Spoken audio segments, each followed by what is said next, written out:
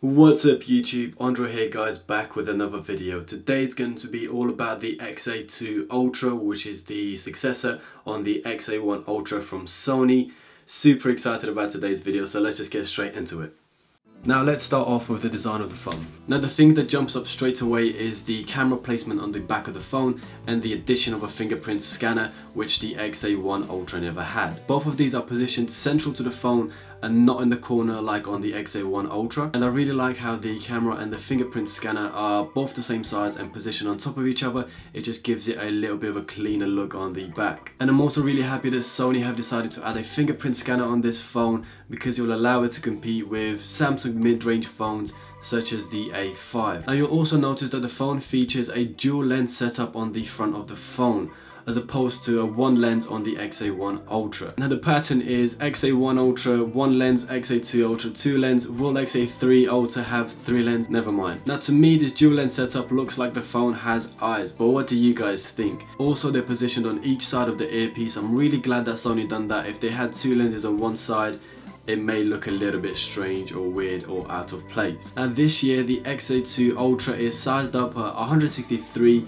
by 80 by 9.7 millimeters. So in comparison to the XA1 Ultra, that's 2 millimeters shorter, 1 millimeter wider, and 1.4 millimeters thicker. It's also 33 grams heavier, coming in at 221 grams overall. Although it has increased in width and thickness slightly, I think this new curvature design on the back is going to make the phone sit in your palm really nice. This year Sony have also changed it up in terms of colors. The XA2 Ultra will be available in a black, gold, blue and silver color, with the pink and white from the XA1 Ultra completely gone. Other than that, the XA2 Ultra still carries a borderless design, with two of the sides being almost completely non-existent. On the left hand side of the phone you'll find the SIM and the micro SD card slots. All this is hidden by one single cover, while on the right hand side of the phone you still have the power, volume and camera buttons positioned very similar to what we had on the XA1 Ultra. Now let's talk about the specs that this phone carries. In terms of processing power, the XA2 Ultra now comes with a Snapdragon 630 and the Adreno 510 GPU. Naturally this all means that the phone should be able to carry day-to-day tasks much smoother and graphic intensive games or apps much better. Now in terms of the screen, you still get a 6-inch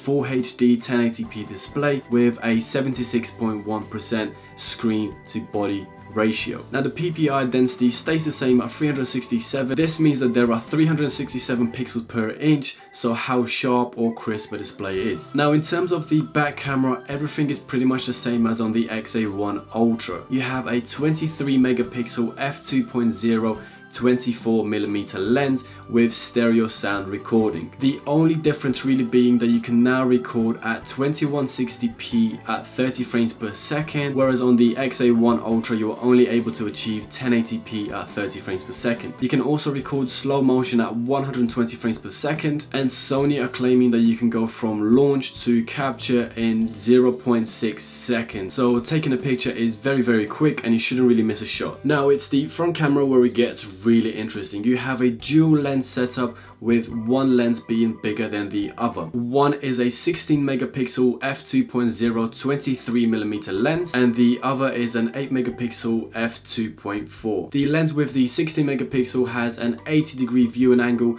with optical image stabilization and night portrait flash. The optical image stabilization on the front sounds amazing and it should allow for sharper and brighter selfies. Now the 8 megapixel lens features a super wide angle of 120 degrees. Now these are great for group selfies because you can capture more. However, with such a wide angle lens you may get image distortion, but we'll have to wait for the phone to be released and test this out. In the memory department, everything pretty much stays the same as on the XA1 Ultra. You have a 32GB internal storage, 4GB of RAM and a micro SD card slot for up to 256GB of external storage. Other features of the XA2 Ultra include Bluetooth 5.0, so you can connect two Bluetooth devices to the phone at the same time, fast battery charging with Quick Charge 3.0. The XA2 Ultra now has a 3580 mAh battery compared to the 2700 on the XA1 Ultra.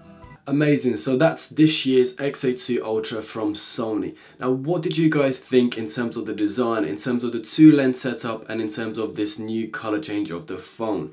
Do you like the fingerprint sensor being on the back? Personally, I think I would have preferred it for it to be on the side, embedded into the power button like Sony usually do, but we'll have to wait and give this a try. Leave everything in the comments down below. I aim to read all of them. Now if you guys enjoyed this video, hit that like button. If you really enjoyed this video, smash that subscribe button, guys. I appreciate all the support that you're showing me. Thank you for watching and have a good day.